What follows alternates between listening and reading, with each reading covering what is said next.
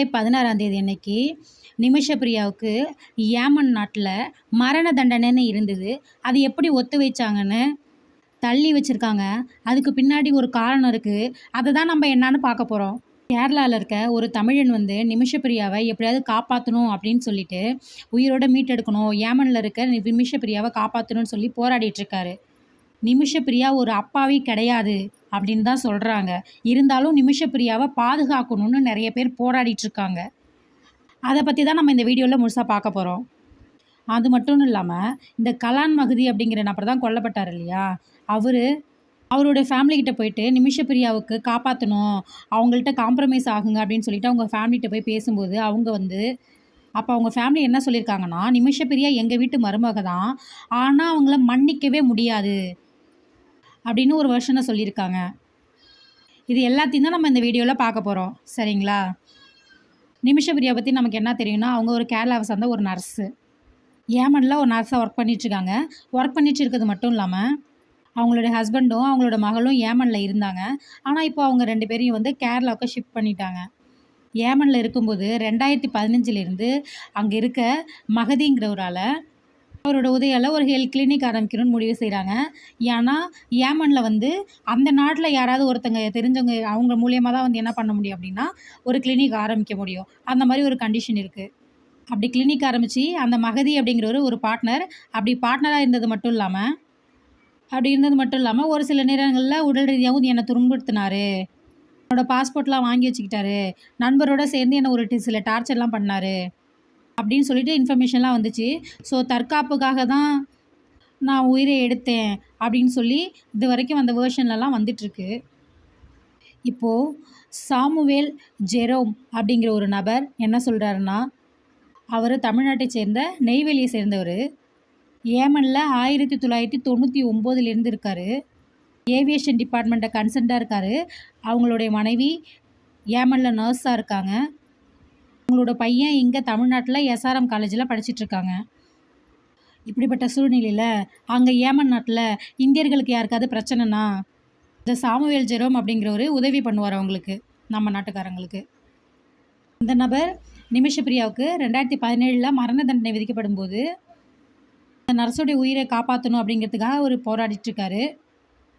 போராடிட்டு மட்டும் இருக்கிறது இல்லாமல் நிமிஷப்பிரியாவோட தாய் இருக்காங்கள்ல, அவங்கள ஒரு வருஷம் 1 மாதமாக அவரோட கஸ்டடியில் தான் வச்சிட்ருக்காரு. கேரளாவிலேருந்து ஏமனுக்கு கிளம்பி போய் தன்னுடைய மகளை காப்பாற்றணும் அப்படிங்கிறதுக்காக அவங்க அம்மா போராடிட்டுருக்காங்க. அவங்கள வீட்டில் வச்சுருக்கதே வந்து இந்த சாமுவேல் ஜெரோம் அப்படிங்கிறவர் தான் அவங்க வீட்டில் வச்சுருக்காரு. ஸோ அப்போ அவர் ஏமன் நாட்டில் இருக்கார். ஏமன் நாட்டில் இருக்கிறது மட்டும் இல்லாமல் இந்திய பெண்மணியாக இருக்கிற நிமிஷப்பிரியாவை காப்பாற்றுறதுக்காக அவர் ரொம்ப போராடிட்டுருக்காரு. இருக்கும் பட்சத்தில் அவர் சொல்கிற வேர்ஷன் என்னங்கிறது நமக்கு ரொம்ப முக்கியம். ஆனால் அவர் என்ன சொல்கிறார் அப்படின்னா, நிமிஷப்பிரியாங்கிறவங்க முழுக்க அப்பாவிலாம் கிடையாது, அவர் பண்ணது வந்து தவறு தான். அவர் வந்து இந்த மஹதி அப்படிங்கிற நபரோட திருமணம் பண்ணிக்கிட்டதெல்லாம் உண்மை தான். திருமணம் பண்ணிக்கிட்டது தவறு பண்ணது எல்லாமே உண்மை தான். அவர் வந்து மஹதி அவர்களுக்கு மயக்க மருந்து கொடுத்தது மட்டும் இல்லாமல் அவர் உயிர் இறந்ததுக்கப்புறம் துண்டாக அவரை கட் பண்ணி இங்கே தண்ணியில் போட்டது இது எல்லாமே வந்து உண்மை தான். ஏன்னா இது எல்லாத்தையுமே கோர்ட்லேயே வந்து அந்த அம்மா உண்மை தான், நான் தான் பண்ணேன் அப்படின்னு ஒத்துட்டு இருந்திருக்காங்க. அரபி மொழியில் அவங்க தான் வாதிட்டாங்க. இது எல்லாமே வந்து கோர்ட்டில் பேசி அவங்க தான் ஒத்துக்கிட்டாங்க. இருந்தாலும் நான் ஒரு இந்தியனாக ஒரு தமிழ்நாட்டுக்காக இந்த கேரளா பொண்ணுக்காக நான் ஏன் போராடிட்டுருக்கேன் அப்படின்னா, இந்த பொண்ணுக்கு பசங்க இருக்காங்க, அம்மாவும் இப்படி போராடிட்டுருக்காங்க, அவங்கள நினைக்கும் போதும் பாவமாக இருக்குது. அவங்களுக்கு நிமிஷப்பிரியாவுக்கு ஒரு குழந்தையும் இருக்காங்க. ஸோ அந்த மகளுடைய எதிர்காலத்துக்காக இங்கே ஏமன் நாட்டில் மஹதி அப்படிங்கிறவங்களோட உயிரை எடுத்துட்டாங்க. ஏமன் நாட்டுடைய சட்டம் என்ன பார்த்தோம் அப்படின்னா, இந்த மஹதி குடும்பம் இருக்காங்கல்ல, அவங்க வந்து இந்த நிமிஷப்பிரியாவை மன்னிச்சா மட்டும்தான் இந்த மரண தண்டனையிலேருந்து அவங்க விடுபட முடியும். அவங்க குடும்பத்துக்குள்ளே என்ன ஆகும் அப்படின்னா கன்வின்ஸ் ஆகணும். அவங்க வந்து இல்லை வேண்டாம் அப்படின்னு சொல்கிற வரைக்கும் இவங்களை விட மாட்டாங்க. இவங்களுக்கு மரண தண்டனை கன்ஃபார்மு அப்படிங்கிற ஒரு சுச்சுவேஷனில் இருக்குது.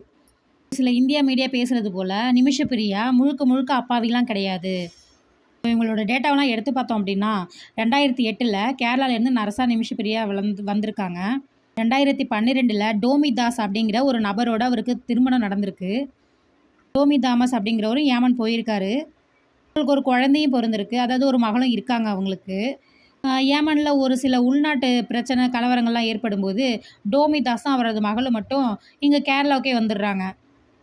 அதுக்கப்புறமா 2015ல் இந்த மகதி அவங்களோட பர்மிஷனோட ஒரு கிளினிக் ஆரம்பிக்கிறாங்க. இவங்க நிமிஷா பிரியாங்கிறவங்க. ஆனா இவங்க ஒரு நர்ஸு தான். ஆனா இருந்தாலுமே ஏமன்ல ஒரு கிளினிக் ஆரம்பிக்கணும்னு இவங்க கிளினிக் ஆரம்பிக்கிறாங்க. அப்படி இருக்கிற நிலைமையில இவரு கிளினிக் ஆரம்பிக்கிறதுக்காக மகதியோட சப்போர்ட் தேவைப்படுது. அது மட்டும் இல்லாம அவங்க மகதியே திருமணமும் செய்றாங்க. திருமணம் பண்றாங்க. அப்படி திருமணம் பண்ணது மட்டும் இல்லாம மகதியோட ஃபேமிலிக்குலாம் போய் என்ன பண்ணியிருக்காங்கன்னா, விருந்துலாம் சாப்பிட்டுருக்காங்க. இப்போ இந்த 3 இதுக்கப்புறமா 3 முறை வந்து இந்த ஜெரோம்ங்கிறவரு என்ன பண்ணியிருக்காருன்னா, மகதி குடும்பத்திட கான்ஃபரமைஸ்க்கு போயிருக்காரு. நிமிஷப்பிரியாவுக்கு மரண தண்டனைன்னு சொல்லியிருக்காங்க. அவங்க பண்ணது எவ்வளோ பெரிய தப்பா இருந்தாலும், நீங்க கொஞ்சம் சமாதானமா போயிடுங்க. அவங்க பண்ணதெல்லாம் தப்பு தான் அப்படின்னு சொல்லி போய் பேசியிருக்காரு. இந்த பொண்ணுக்கு வாழ்க்கை இருக்கு, மகள் இருக்கு அப்படின்னு சொல்றப்ப, மகதி வீட்ல சைட்லேருந்து என்ன சொல்றாங்கன்னா, அப்ப என்ன சொல்றாங்கன்னா, அவங்க வந்து எங்க வீட்ல மருமக. எங்க வீட்டு மருமக. அவங்க என்ன சொல்லி மேரேஜ் பண்ணாங்கன்னா, டோமி தாமஸ் கேரளால இருக்கிற நான் டிவோர்ஸ் பண்ணிட்டேன்னு சொல்லி தான் வந்து என் பையன கல்யாணம் பண்ணாங்க. அவங்க எங்க வீட்டு மருமகளா இருந்த காரணத்தினால, அவங்க விருந்துக்குலாம் வராங்கன்னா, எங்க வீட்டு காள மாட்டெல்லாம் நாங்க வந்து அவங்களுக்கு விருந்தளிச்சிருக்கோம். வராங்கன்னாலே அவ்ளோ கொண்டாட்டத்தோட அவங்க வீட்ல விருந்தெல்லாம் உபசரிச்சிருக்கோம். இருக்கும்போது என் மகன அவங்க வீட்டு மாடு மாரி கொன்றுருக்காங்க. நாங்க எப்படி மன்னிப்பு தர முடியும்? எங்க பழங்குடி அமைப்பு இருக்காங்க பார்த்தீங்களா? அவங்க இதுக்கு ஒருபோதும் ஒத்துக்க மாட்டாங்க. இந்தியாவிலேருந்து வந்து நம்ம வீட்டு பையன இப்படி பண்ணிட்டாங்களேன்னு சொல்லி மன்னிப்பு தரத்துக்கு வாய்ப்பே இல்ல. இதான் வந்து அவங்க ஃபேமிலி மெம்பர்ஸ் சார்பாக சொல்லக்கூடிய விஷயங்களா இருக்கு. ஸோ ஒரு தடவ மகதி அப்பா கிட்ட காம்ப்ரமைஸ்க்காக பேசியிருக்காரு. அப்புறம் 2 முறை அவங்க பிரதர்கிட்டயும் பேசியிருக்காரு. அவங்க பிரதர் என்ன சொல்றாங்கன்னா, கண்டிப்பா காம்ப்ரமைஸ்க்குலாம் ஒத்துக்க முடியாது. எங்க சகோதரன நாங்க இழந்திருக்கோம். நிச்சயமா வந்து தண்டனை குடுத்தே தான் ஆகணும் அப்படின்னு அவருடைய பாயிண்ட் ஆஃப் வியூல சொல்றாரு. அப்படி இருக்கும் பட்சத்தில ஜூலை 16ஆம் தேதி அவங்களுக்கு மரண தண்டனை வந்து நிறைவேற்றப்படதா இருந்துச்சு. ஆனா அது வந்து தள்ளி போயிருக்கு. ஏன் போஸ்ட்பான் செய்யப்பட்டிருக்கு அப்படிங்கிற ஆங்கிள்ல வந்து பார்க்கும்போது, கேரளாவிலேருந்து ஒரு இஸ்லாமிய அபூபக்கர் தலைவர் வந்து பேசியிருக்காரு. அது மட்டும் இல்லாம கவர்மெண்ட்லேருந்து நெறைய பேசியிருக்காங்க. கேரளாலேருந்து நெறைய பேர் பேசியிருக்காங்க. 2020லேருந்து சொல்லிட்டு சேவ் நிமிஷப்பிரியா அப்படின்னு சொல்லிட்டு ஒரு கம்யூனிட்டி செயல்பட்டுட்டுருக்கு. இதில இந்திய கவர்மெண்ட்டு, கேரளா கவர்மெண்ட்டு அது மட்டும் இல்லாம அபூபக்கர் அப்படிங்கிற நெறைய பேரு ஏமன் கவர்மெண்ட்டுட்ட பேசியிருக்காங்க. ₹8,00,00,000 அளவுல ரத்த பணம் அதாவது பிளட் மணின்னு சொல்லுவாங்க. அத வந்து தரதுக்கும் இவங்க வந்து முன் வந்திருக்காங்க. அது மட்டும் இல்லாம இந்த மகதி ஃபேமிலில இருக்காங்க பார்த்தீங்களா, அவங்கள 5 பேருக்கு ஏதாவது உடம்பு சரியில்லன்னா, நாங்க மருத்துவ செலவு பார்த்துக்குறோம். மகதி ஃபேமிலில யாராவது ஒரு நபர் ஃபாரின் போணும் அப்படின்னு சொல்லி விருப்பப்பட்டாலும், நாங்க அதுக்கும் சப்போர்ட் பண்றோம் அப்படின்னு சொல்லி இவ்வளோ கண்டிஷனையும் சொல்லியிருக்காங்க. இதில என்ன ஒண்ணுன்னா, காசு குடுத்தா இந்த மரண தண்டனை ரத்து அப்படின்னு கிடையாது. அவங்க ஃபேமிலி வந்து நாங்க மன்னிச்சுட்டோம், நாங்க காம்ப்ரமைஸ் ஆயிட்டோம் அப்படின்னு மகதி சைட்லேருந்து அவங்க ஃபேமிலி சொல்லணும். அவங்க ஃபேமிலி வந்து என்ன பண்ணணும் அப்படின்னா, நிமிஷப்பிரியாவ மனசார மன்னிக்கணும். இத மன்னிச்சா மட்டும் தான் ஏமன் நாட்டிலேருந்து அவங்களுக்கு மரண தண்டனை கிடைக்காம இருக்கும். இந்த பிளட் மணி குடுத்தா அந்த மரண தண்டனை கிடையாது அப்படின்னு சொல்லிலாம் எந்த சட்டமும் கிடையாது. ஃபர்ஸ்ட்டு என்ன பண்ணணும் அப்படின்னா, மகதியோட ஃபேமிலி வந்து இந்த பொண்ண மனசார மன்னிக்கணும். அப்படி மன்னிச்சதுக்கு அப்புறம் தான் இந்த பிளட் மணி வந்து குடுத்து அந்த மாரி அந்த அவங்க மன்னிச்சதுக்கு அப்புறம் தான் அந்த தண்டனை வந்து கிடைக்காம இருக்கும் அப்படின்னு சொல்லி சொல்றாரு. சொன்னது மட்டும் இல்லாம, அவங்க ஃபேமிலி இதுவரைக்கும் என்ன செஞ்சாலும் பரவால்ல, என்ன தந்தாலும் பரவால்ல, மன்னிக்க முடியாது. மன்னிக்கிறதுக்கு அவங்க ரெடியாவே இல்ல. மகதி ஃபேமிலி சைட்லேருந்து மன்னிக்க ரெடியா இல்ல. தண்டனை வாங்கி குடுத்து தான் ஆகணும் அப்படிங்கிற மாரி தான் இருக்காங்க. ஏன் மன்னிக்க முடியாது சொல்றாங்கன்னா, இந்த மகதி வந்து ஹாஸ்பிட்டல் கட்டியிருக்க இடம், பழங்குடி மக்கள் வந்து இவங்க இருக்கிற இடம் கிடையாது. இவங்க இருக்கிறது இல்லாம இந்த ஹாஸ்பிட்டல் சைட்ல வேற ஒரு பழங்குடி மக்கள் வந்து இருக்கிற இடம். இவங்க அந்த மாரி இடத்துல தான் ஹாஸ்பிட்டல் நடத்திட்டு இருக்காங்க. அப்படி இருக்கும்போது, அந்த இடத்துல மகதி உயிரிழந்திருக்காரு அப்படின்னா, அந்த ஏரியால வந்து வேற ஒரு பழங்குடி மக்கள் இருக்கிற ஏரியா.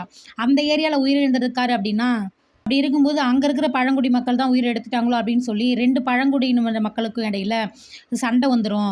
ஸோ 2017ல அந்த டைம்ல உள்நாட்டு கலவரங்கள், உள்நாட்டு போர்கள் இப்படியெல்லாம் நடந்துட்டு இருந்த சமயம். அப்படி இருக்கிற சமயத்துல பழங்குடியினருக்கு இடையிலேயே போர் வந்துருச்சு அப்படின்னா, என்ன பண்றது அப்படின்னு சொல்லிட்டு தான் அந்த டைம்ல கடகடன்னு விசாரணை நடத்தியிருக்காங்க. விசாரணையில தான் நிமிஷப்பிரியா வந்து உண்மைய ஒத்துக்கிட்டாங்க.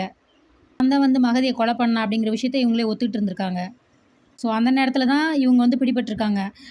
ஸோ ஒரு அந்நிய பெண்மணி வந்து நம்ம நாட்ல வந்து நம்ம நாட்டுக்குள்ளேயே வந்து இந்த மாரி வேலை பார்த்துருக்காங்க.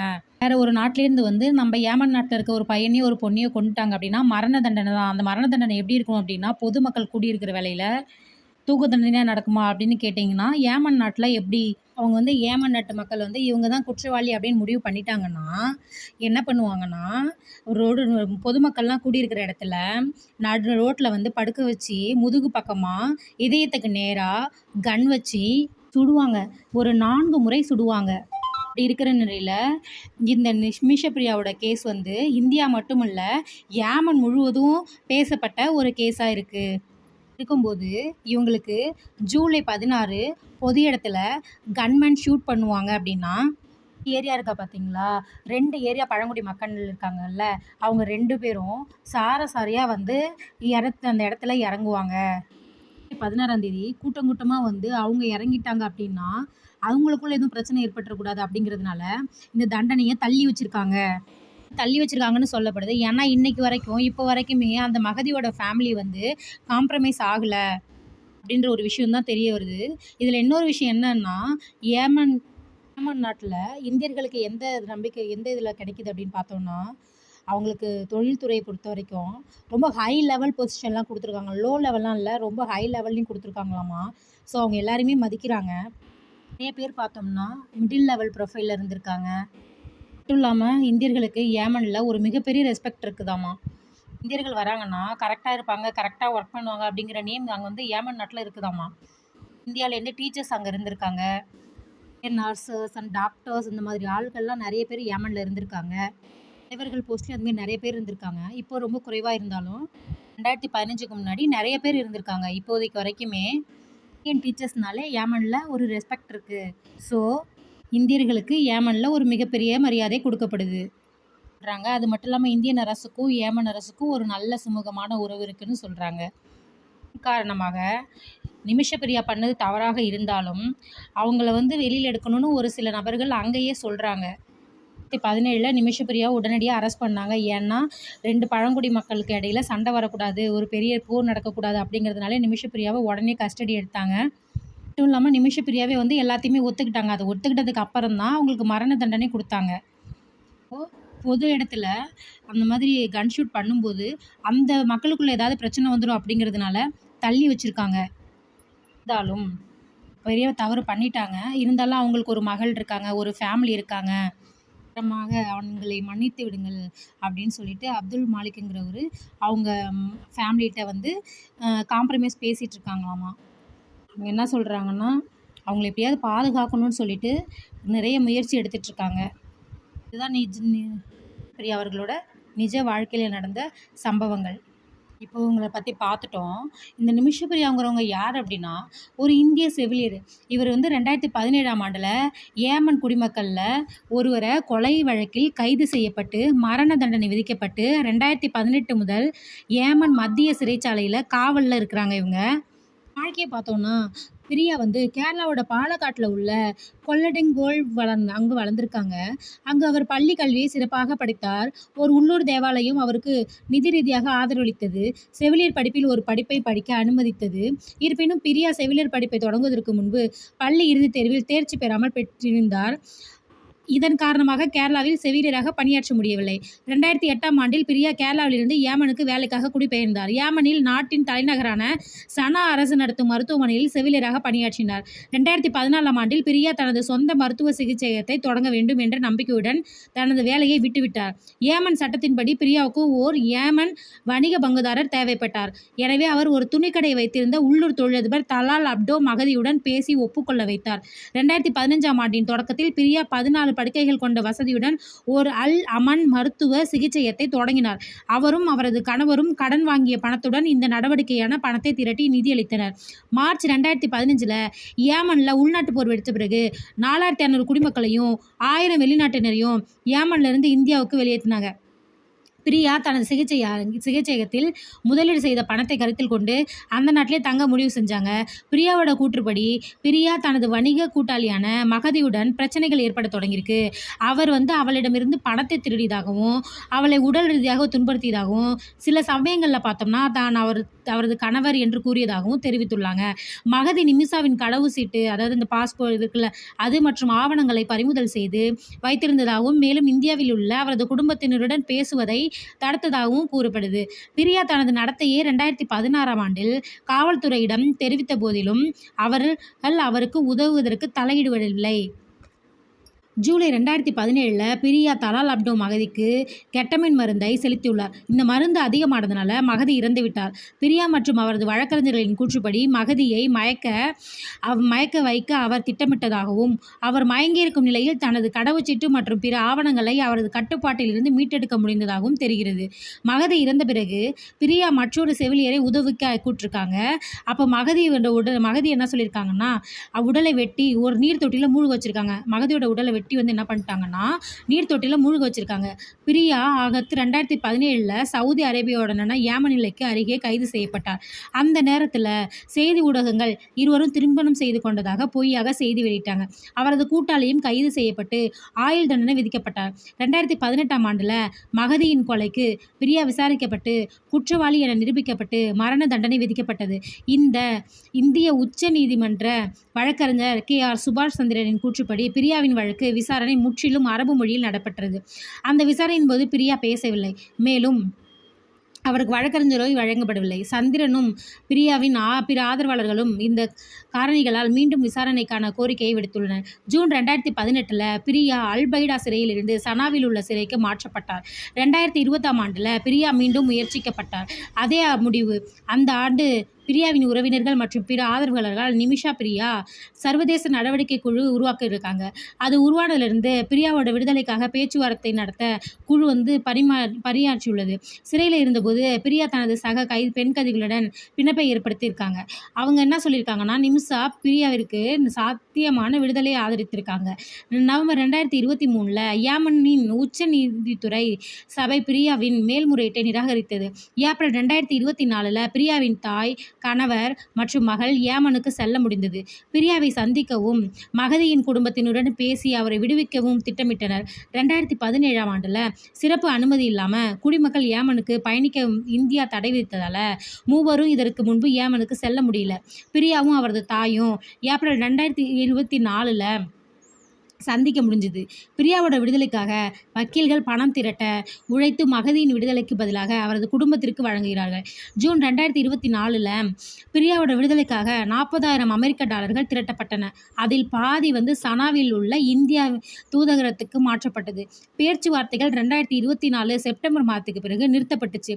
பிரியாவோட தாயார் 2025 ஜனவரி தொடக்கத்தில் சனாவில் தங்கியிருந்தாங்க. மகதியின் குடும்பத்தினரிடம் பேச்சுவார்த்தையில் ஈடுபட்டாங்க. டிசம்பர் 2024 பிற்பகுதியில் ஏமன் அதிபர் ரஷாத் அல் அலிமி பிரியாவின் மரண தண்டனைக்கு ஒப்புதல் அளித்துள்ளார். நிமிஷ பிரியாவின் மரண தண்டனை ஜனவரி 2025 நடைபெறும் என்று எதிர்பார்க்கப்பட்டது. பிரியாவை விடுவிப்பதற்கோ அல்லது அவரது மரணத்தை தடுப்பதற்கோ உள்ள வாய்ப்புகளை தொடர்ந்து ஆராய்ந்து வருவதாக இந்திய அதிகாரிகள் தெரிவித்துள்ளனர். ஈரானும் பிரியாவுக்கு உதவ தயாராக இருப்பதாக ஈரானிய அதிகாரி ஒருவர் சுட்டிக்காட்டியுள்ளார். 2011ஆம் ஆண்டில் பிரியாவின் குடும்பத்தினரால் ஏற்பாடு செய்யப்பட்ட திருமணத்திற்காக கேரளா திரும்பினாங்க. பின்னர் அவரும் அவரது கணவரும் ஏமனுக்கு திரும்பினாங்க. 2012 டிசம்பரில் பிரியா தனது மகளை பெற்றெடுத்த பிறகு குடும்பத்தினர் போதுமான பணம் சம்பாதிக்க ரொம்ப சிரமப்பட்டிருக்காங்க. 2014ஆம் ஆண்டில் பிரியாவோட கணவர் தங்கள் மகளுடன் இந்தியா திரும்பியிருக்காங்க. இஸ்லாமிய சட்டப்படி ஈவான் அல்லது பிளட் மணி எனப்படும் ஒரு நடைமுறை இருக்குங்க. அதாவது கொலை செய்யப்பட்ட நபரோட குடும்பத்தாருக்கு நஷ்டஈடு அளித்து குற்றவாளிக்கு மன்னிப்பு கோரலாங்க. இந்த வழியில் நிமிஷா பிரியாவை காப்பாற்ற முதல் பிரச்சனை என்னன்னா, முகமது ஹசாம் குடும்பம் அந்த பணத்தை வாங்க மறுக்கிறாங்க. பலர் இப்பொழுது சேவ் நிமிஷா பிரியா என்ற ஹேஷ்டேக் மூலம் சமூக ஊடகங்களில் இயக்கம் நடத்தி வருகிறார்கள். நிமிஷா பிரியாவின் தாயும் பல சமூக ஆர்வலர்களும் நிதி திரட்டி அந்த குடும்பத்தாரிடம் பிளட் மணி கொடுத்து மன்னிப்பு பெற முயல்கிறார்கள். இந்திய அரசு நிமிஷா பிரியாவின் உயிரை காப்பாற்ற டிப்ளமாட்டிக் முயற்சிகள் மேற்கொண்டு வருகிறது. 2024 ஏமன் நாட்டில் உள்ள முகமது ஹிசாம் குடும்பத்துடன் நிமிஷா பிரியாவின் அம்மா நேரில் சந்தித்து மன்னிப்பு கேட்டார். ஆனால் அவர்கள் உடனடியாக ஒப்புக்கொள்ளவில்லை. பல்வேறு மனித உரிமை அமைப்புகள் இதற்காக போராட்டம் நடத்தி வருகிறாங்க. முகமது மிசார் குடும்பம் பிளட் மணி ஏற்றுக்கொண்டால் ஏமன் நீதிமன்றம் மரண தண்டனையை திரும்ப பெறலாம். ஆனால் இதற்காக கடுமையான நிதி தேவைப்படும். இந்திய அரசு தலையீடு செய்து இரு தரப்புக்கும் சமாதானத்தை ஏற்படுத்தும் முயற்சி முக்கியம். நிமிஷா பிரியாவுக்கு உயர் தண்டனை கிடைத்தாலும் இதற்காக பிளட் மணி வழியாக ஒரு வழி உள்ளது. மனித உரிமை மற்றும் மகளிர் பாதுகாப்பு என்ற விஷயத்தில் இது மிக முக்கியமான வழக்காக பார்க்கப்படுகிறது. அரசின் உதவியும் மக்களின் விருப்பமும் ஆதரவும் தேவைப்படுகிறது.